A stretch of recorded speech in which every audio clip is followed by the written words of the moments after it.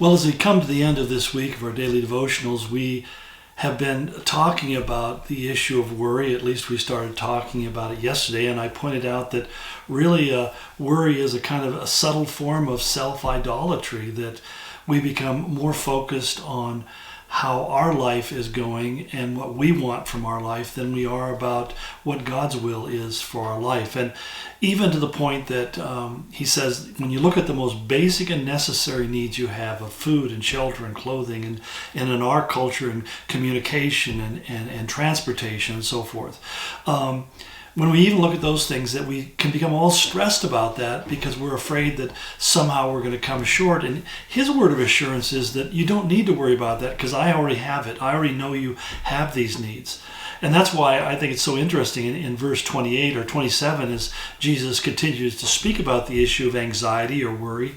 He says, who of you by worrying can add a single hour to his life? I mean, it's quite an amazing thought when you think about it, because I remember years ago somebody was talking about all the health experts. There were all sorts of books. I can go back in the 50s and 60s, people like Ewell Gibbons and Adele Davis and others who wrote all these books about how to live life.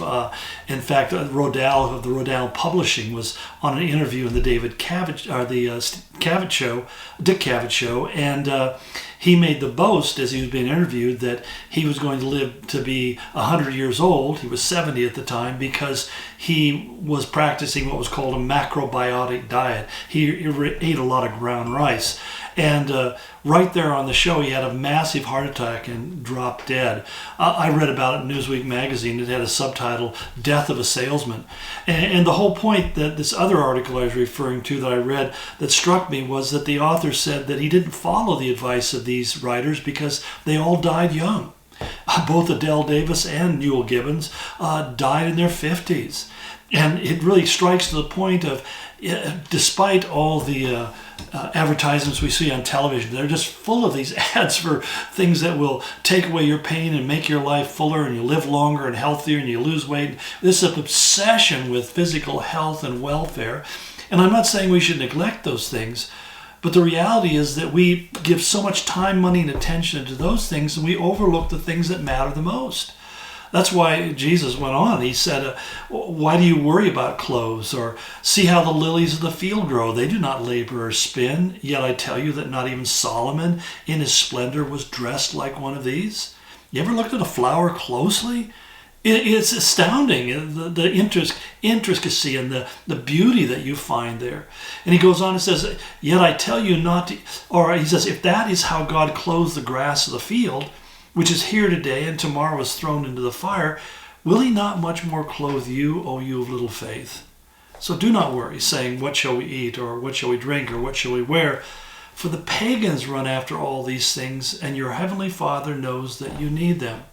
Here again is this wonderful word of assurance that Jesus is giving to us. He's saying, listen, I know that you need this. I know you need that job. I know you need that money.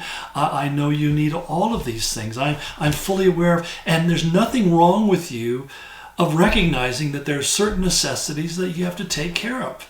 That's why God would have us go out and get a job and support ourselves and support others and care for others, because God knows that that's how the world functions. He created this system that we're part of. But he said, but I want you to live like everybody else, but I want your attitude about your life in this world to be different than theirs. They're consumed with all of these things. They lay awake at night. They can't sleep because they're worrying about all of these things. He says, I don't want you to be like that. What I want you to be is relaxed and trusting that I'm going to take care of these things. And what I want you to worry about, to be anxious about, to focus on, is the fear of God. Search me, O God. Show me my heart. Lord, open my eyes. Teach me your ways. On and on the scriptures tell us that if we make Christ the forefront of our life, that he will go before us and meet every need, that he'll take care of us. And I would just simply encourage you to try that out. I know some of you are probably a little skeptical. In fact, you're just saying, well, what if it doesn't happen? Well, then you know it's not true. But one of the most wonderful things in the world is every time I've trusted God, I've found him to come through much more profoundly, larger, and impactfully than I could ever have dreamed he would do. So I just encourage you this weekend, when you find yourself stressing or you wake up in the middle of the night and you're worrying about something, do you simply just say, Lord, would you teach me how to trust you? Teach me how to believe you for these things so I can be free from the oppression of worry and anxiety and stress, even about your loved ones.